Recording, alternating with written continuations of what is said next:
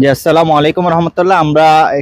আমরা চলে এসেছি আরবি কনভেনশন হলে সেন্টার। এখানে আপনারা জানেন এখানে একটা আমাদের আরবি ফ্যামিলি এগ্রো ফার্মের একটি গরুর এবং কোরবানি পশুর বিক্রয় করার জন্য এবং কি প্রদর্শন করার জন্য রাখা আছে। এখানে আমাদের আলহাজ আব্দুল্লাহ ভাই আছেন।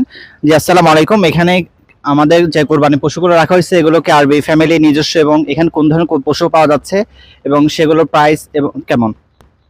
আসসালামু আলাইকুম রহমতুল্লাহ। প্রথমে চিস্তিদেবী সকল দর্শক ভাই ঈদুল আজহা শুভেচ্ছা জানাচ্ছি। আসলে আমরা সারা বছরে মাংস খাই, কিন্তু সারা বছরে গরু জবাই হয়, কিন্তু সারা বছর গরু জবাইয়ের হুকুম আর কোরবানির গরু জবাইয়ের হুকুমের মধ্যে বেশ কম আছে।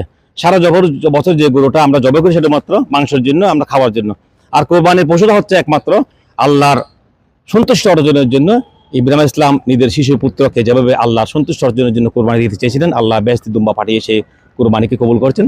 সেটা উম্মতে মুহাম্মদের জন্য আজকে আমাদের জন্য প্রতি বছর একটা ওয়াজিব হিসেবে পরিগণিত হয়েছে যে কোরবানিটা। তা আমরা আলহামদুলিল্লাহ আপনাদেরকে স্বাগত জানাচ্ছি আরবি ফ্যামিলির একটা নতুন সংযোজন আরবি এগ্রোতে।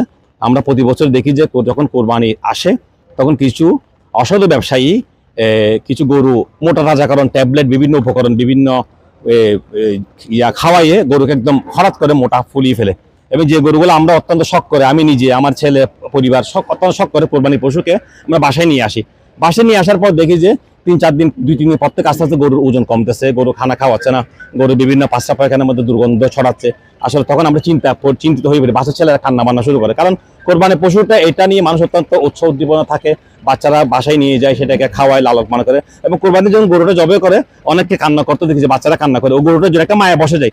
এটা হচ্ছে একটা প্রেম, একটা ভালোবাসা, এটা একটা মহব্বত। তা আমরা এই ধারণা থেকে আমরা আরবি ফ্যামিলি পক্ষ থেকে আমরা আরবি এগ্রো গত বছর থেকে আমরা সিদ্ধান্ত নিয়েছি, আলহামদুলিল্লাহ আমরা সফল হয়েছি।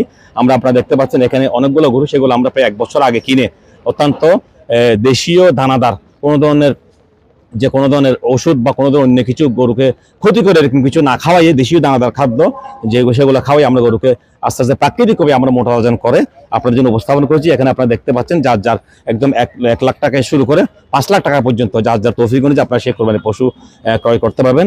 এবং আমরা অত্যন্ত সুলভ মূল্যে সামান্যতম লাভে, যে লাভটা না করলে আমাদের এগ্রো ফার্মটা টিকে থাকবে না, ছোট্ট লাভ করে আমরা এগ্রো ফার্মটা পরিচালনা করার চেষ্টা করেছি। আপনাদের দোয়াতে সহযোগিতা চাই, যাতে ভবিষ্যতে আমরা আমাদের এই ব্যবসাকে আমরা আরো সমৃদ্ধি লাভ করতে পারি, আপনাদের সকলে দোয়া নিতে পারি। আসসালামু আলাইকুম রহমতুল্লাহ।